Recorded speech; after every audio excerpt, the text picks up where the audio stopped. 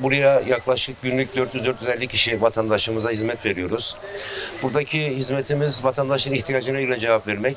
Ne ihtiyaçları varsa gelip buradan ihtiyaçlarını karşılayıp götürüyorlar. 65 yaş ve üstü olanlara, artı hamile olanlara ve engelli olanlara randevusuz burada hizmet verebiliyoruz. Herhangi bir sıraya girmeden arkadaşlarımızın yardımıyla. Cumhuriyet Mahallesi'nde var. Artı Millet Bahçemizde var ve adliyede olmak kaydıyla bir de otogarımız var. Orada yaklaşık toplam 2000 kişiye günlük hizmet veriyoruz vatandaşlarımıza. Ürün olarak 10 ürün ve artı bir gıda kolisi alma hakkı var.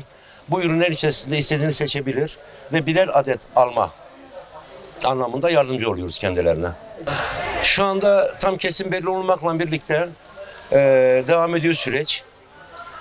Vatandaşlarımızı sıkıntıya sokmama adına, yardımcı olma adına bu süreçte bir miktar ve bir dönem daha devam edeceğini düşünüyoruz.